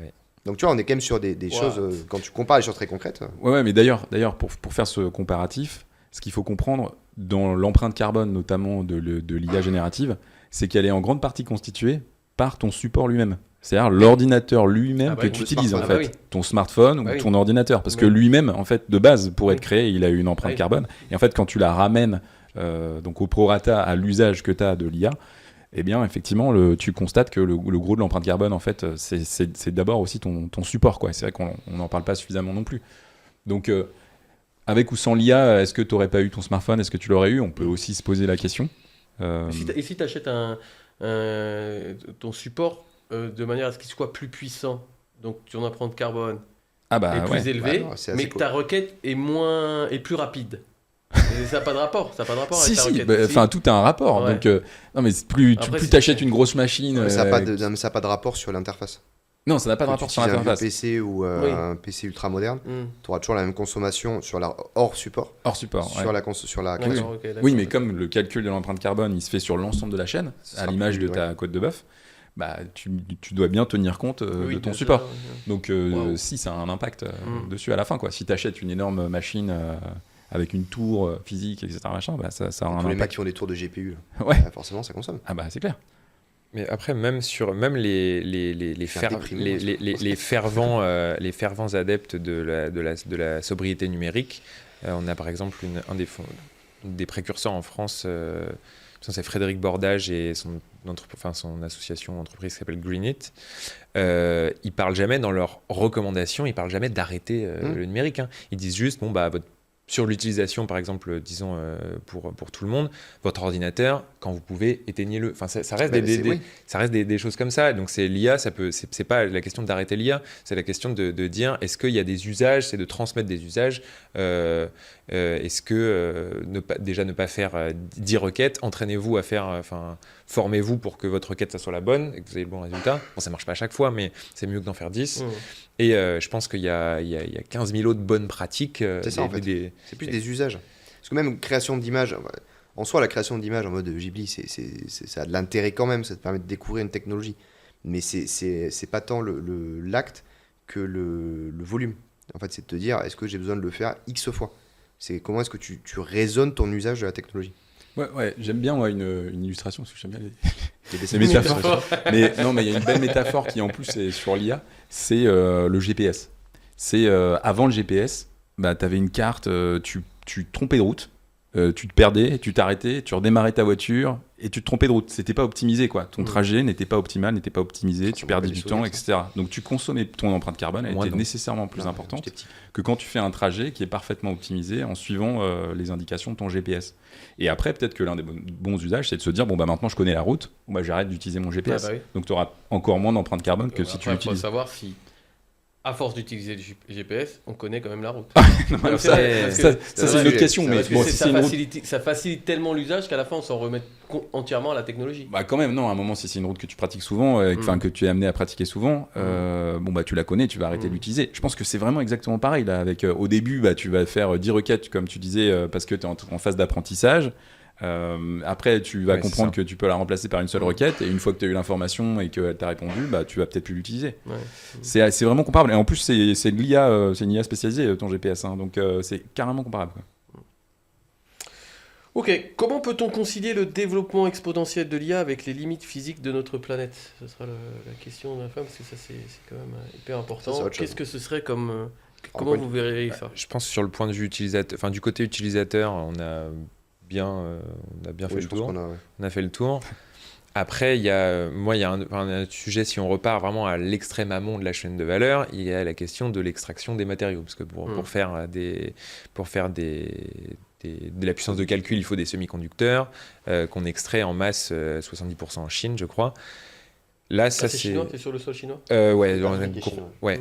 C'est ça, et une grosse partie en Chine, et c'est vraiment le tout début de la chaîne de valeur de l'IA, c'est ça, faire les puces, tout ça. Ça, là, j'ai pas de réponse technologique de quoi. Par contre, on pourrait les remplacer, quoi, parce que là, c'est de l'extraction, ouais. Et ensuite c'est de l'industrie lourde, lourde, je sais pas, mais c'est de l'industrie mais ça pollue, c'est sûr. Ça a un impact, clairement. Ouais, c'est ça. Après, et c'est le socle, quoi. C'est la base, quoi. Alors ça, c'est peut-être, je le dis souvent en formation ou en conférence, mais c'est peut-être un vœu pieux. Mais ce qu'on n'arrive pas à calculer aujourd'hui, c'est ce que l'IA va nous permettre de faire en termes de progrès technologique. C'est-à-dire que grâce à l'IA, on peut imaginer qu'on va développer beaucoup plus rapidement de nouvelles formes de technologies, et donc potentiellement réussir à trouver des parades à cette problématique, bien sûr. Pour par exemple créer les composants à la base de tout le digital. Sans extraire du lithium. Peut-être qu'on va réussir à trouver quelque chose qui va nous faire, en fait on a besoin d'utiliser un truc qui peut se renouveler, qu'on va utiliser à la place du silicium ou autre, qui du coup va régler le problème. Qui va nous aider, qui peut nous aider à faire progresser la technologie. sur l'écologie. On a déjà eu des cas là-dessus en physique quantique. Il y avait une question sur laquelle il y avait des équipes de chercheurs qui bossaient depuis des années où ils étaient bloqués sur un sujet super spécifique. Ils ont réussi à se débloquer de ce point en utilisant Claude. Donc un modèle aussi d'intelligence artificielle. Donc l'IA, ce qu'on ne peut pas calculer aujourd'hui, c'est son apport en termes de progrès technologique. Non, on ne peut pas le calculer, c'est difficile de l'estimer, mais par contre on sait qu'il va en avoir un, qu'il existe et qui potentiellement il va être massif. Et ça peut effectivement nous aider à développer de nouvelles technologies de batterie qui soient beaucoup plus éco-friendly, développer tout un tas de choses qui soient beaucoup plus favorables et beaucoup plus avec des empreintes carbone. Ça peut même nous aider peut-être avec la fusion nucléaire, hein. Peut-être que si on y arrive, et dans ce cas-là, la question elle va peut-être changer aussi, elle va peut-être évoluer. Si demain on a la fusion, donc une électricité presque illimitée à bon marché, etc., avec une empreinte carbone vraiment limitée, ça change tout. Ça remet tout en question. Enfin, dans ce cas-là, l'énergie vaut plus rien. L'énergie vaut plus rien. Dans ce cas-là, la question de l'empreinte carbone, elle est, on peut la revoir complètement. Elle va toujours exister, mais elle va être différente. Donc, ça peut nous accélérer sur plein de choses et nous aider à innover et à développer de nouvelles choses, donc plus rapidement. Le mauvais côté, c'est ça marche pas et on flingue la planète. Si je résume l'autre option. Mais ça, c'est comme tout. C'est comme toute innovation majeure. Tu as toujours les deux extrêmes. Hein. Tu peux l'utiliser pour un truc super favorable comme hyper défavorable. Donc on a ces deux extrêmes avec l'intelligence artificielle. Donc maintenant la question c'est de se dire espérons que l'humanité collectivement soit suffisamment intelligente pour l'utiliser de façon positive et favorable pour l'ensemble de... Plutôt que de faire des images Ghibli. Plutôt que de faire des images Ghibli par exemple. Non mais je pense que... On en ferait une en vignette. Ah oui tiens, on pourrait le faire le podcast en Ghibli. Ce serait énorme. C'est une très bonne idée Martin, je prends. Ça veut dire qu'en fait même quelque chose qui nous coûte aujourd'hui du point de vue écologique peut nous amener à une solution qui va diminuer l'impact global. C'est ça en fait, on n'arrive pas aujourd'hui à mesurer l'impact net sur l'environnement, sur la planète de l'IA. C'est-à-dire que, imaginons demain ça consomme 100, mais ça a permis par son utilisation d'économiser 1000. bah t'as un impact qui est positif. Mais en fait, c'est pas l'IA. C'est toujours le ratio. Ouais. C'est pas l'IA. À la fin de toute façon, de tout ce qu'il y a sur l'écologie, c'est toujours l'être humain en fait. C'est toujours l'utilisation de l'être humain sur le produit qui fait que ça a un impact sur la planète. Parce que l'IA, c'est bien beau, mais si personne l'utilise, il n'y a pas de... Si, t'as des systèmes qui tournent, et qui consomment quand même. Quel système? Bah non, mais par exemple, aujourd'hui, quand tu prends des... tu vois, si tu prends l'exemple de l'énergie, même si c'est pas consommé immédiatement, t'as quand même un impact. Mais l'énergie qui la consomme. Non, mais in fine, c'est l'être humain. Bah, c'est toujours clairement. l'être humain en fait. Mais après, c'est sûr que si on revient à ce problème, si tu veux sauver la planète à coup sûr, oui. Non, en fait, ce que je veux dire, c'est que ça dépend toujours de notre utilisation en fait. Mais c'est toujours nous qui sommes à la base derrière de la production. Ouais, c'est ça. En fait, c'est le choix. Est-ce qu'on veut être un parasite pour la planète ou pas quoi. C'est Comme disait l'agent Smith. On y arrive. Ça va devenir un running gag ce truc. C'est ça. Est-ce que tu veux être Comme disait l'agent Smith, vous êtes un virus pour cette planète. C'est ça. Vous êtes un cancre là. C'est ça. Ok, très bien. Et ben, juste avant de finir, je vous ai envoyé une petite capture d'écran. On va faire un petit jeu pour conclure ce podcast qui va s'appeler Green or Fake, qui va rejoindre un petit peu le début de ce podcast. Donc ça va être un jeu de bluff et d'argumentation autour de projets écologiques liés à l'IA. Donc le but, c'est que vous pitchiez le projet que je vous ai envoyé de la meilleure manière possible. Et nous devons voir si c'est vrai ou si c'est faux. Donc, en même temps, on verra un peu vos talents d'acteur pour certains d'entre vous qui ont été... Attends, le but c'est quoi? C'est que tu nous as envoyé le truc. Voilà, je t'ai envoyé un projet. Il faut présenter le projet en disant pourquoi ce serait bien. Ouais. Et les autres doivent dire est-ce que c'est vrai ou est-ce que c'est pas vrai. Exactement. Voilà, tu le pitches comme si c'était vrai. Parce qu'il y en a certains d'entre vous qui ont un faux projet et d'autres qui ont un vrai projet. Ok. Quand il y a marqué vrai, je vous signale juste c'est pour que info, c'est vrai. c'est que c'est vrai. Et s'il y a marqué Et quand il y a faux, c'est que c'est Victor? Faux. C'est faux, exactement. Voilà. Donc c'est vrai, c'est ce que tu es en train de dire. Exactement. Martin, je lance-toi. pense qu'un projet d'IA qui serait bien, c'est une IA qui pourrait surveiller les forêts et avec un focus sur les bruits qui viennent de la forêt pour identifier les bruits, les forêts tropicales, pardon, qui identifierait les bruits qui viennent de braconniers, parce que c'est un vrai sujet dans les forêts tropicales, notamment dans l'Amazonie, et donc pour les localiser en temps réel. Je pense que ce serait quelque chose de bien. Localiser les braconniers en temps réel. Les bruits de braconniers pour les localiser en temps réel dans les forêts tropicales. Mais comment tu fais ça? Je peux pas dire, c'est déposé. La mise en œuvre paraît compliquée en termes de microphone et tout. Propriétaire. Est-ce que ce serait possible? Après, peut-être par satellite, mais par satellite, le bruit, compliqué. Est-ce que aussi, tu investis, Alexis? J'investis. Non, mais je pense que l'idée est bonne. Je pense qu'elle peut vraiment servir une vraie cause. Maintenant, le faire par le bruit, j'ai des doutes. Par plutôt détection thermique, un truc comme ça. Ouais, d'autres types de détection paraissent Ils sont pas visionnaires. plus probables. Mais on n'est peut-être pas visionnaire, on n'est pas assez visionnaire pour Pourquoi l'IA elle peut pas le bruit c'est pas possible au niveau de l'intelligence artificielle? Non, mais il y a énormément de. Enfin, je sais pas, après. Mais un bruit, le bruit d'un facochère et le bruit d'un être humain, a priori, c'est pas le même. Oui, c'est vrai. Mais comment tu le détectes en fait? Comment tu le relèves? Tu mets des Ouais, écoutez, moi, on m'a dit qu'il plantait le projet. Faut mettre des micros dans la forêt amazonienne. c'est pas très éco-friendly. Solution. Moi, j'ai pas dit que c'était éco-friendly. Attends, on peut pas écouter des conversations depuis des satellites, on peut pas écouter des conversations téléphoniques? Si, mais généralement, c'est des gens qui ont un intérêt à être écoutés. Si mais là, si on se rend compte au point de vue de l'impact écologique... Là, faut vérifier toute la forêt amazonienne. Bon, c'était vrai, voilà. C'était vrai. Oui, c'était vrai. Bon, je sais pas comment du coup ça fonctionne, mais apparemment... faut regarder. Ok. Là, je pensais on partait dans un débat sinon sur le... Et bah, toi, Victor? Instant Carbon, c'est une appli qui te permet, genre tu scannes, enfin tu la mets et tu vérifies un compte Instagram par exemple, et tu vas par rapport aux photos. Comment tu dis?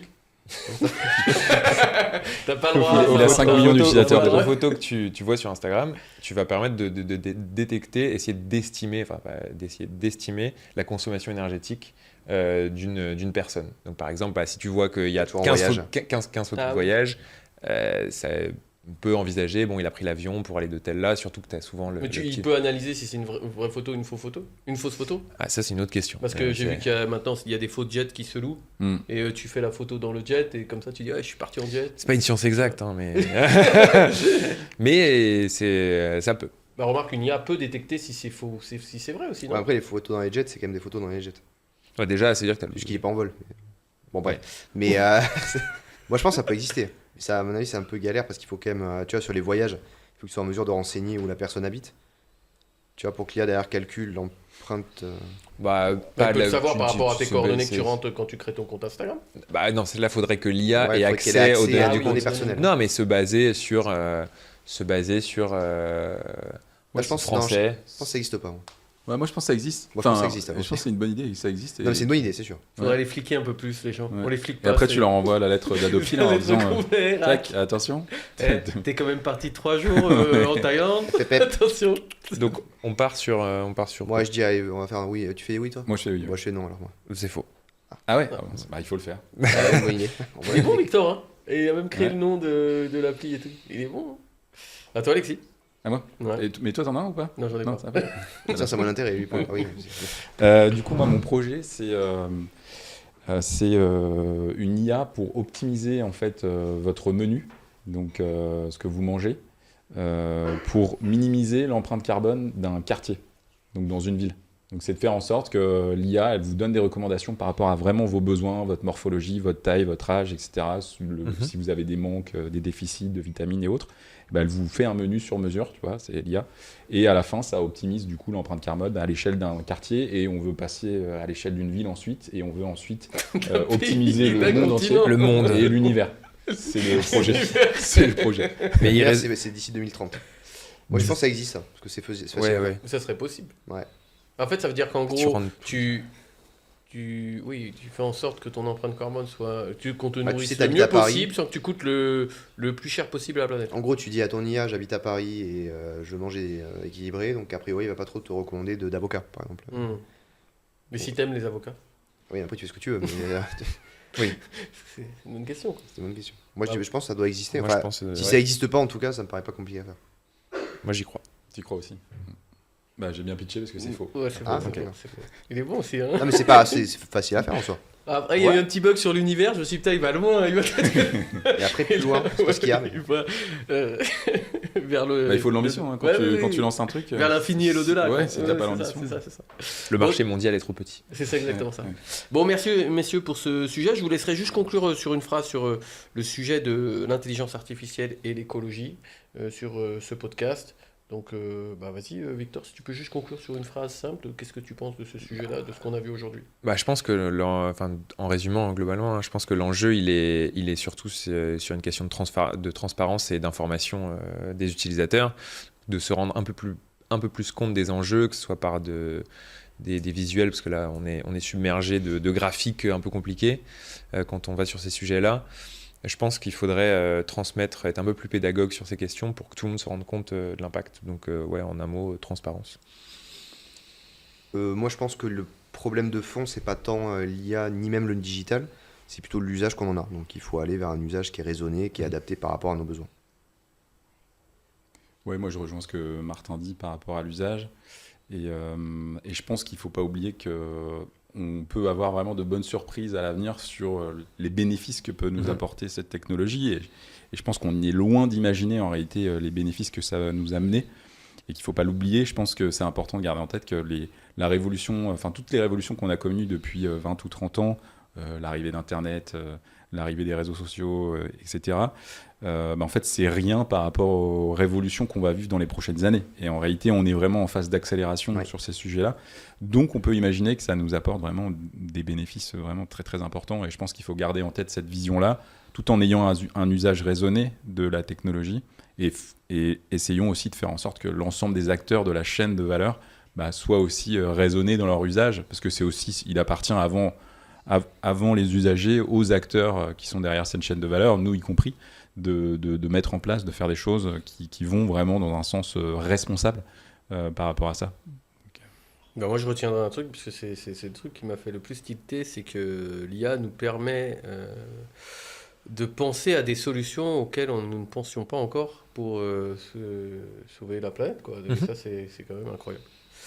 Ben merci messieurs, merci à tous pour ce podcast. Je rappelle à toutes les personnes qui voient ce podcast qu'il y a un guide à télécharger pour vous aider à utiliser l'intelligence artificielle. Vous avez le lien en description, juste en dessous de cette vidéo. Et je vous dis à très bientôt. À bientôt messieurs.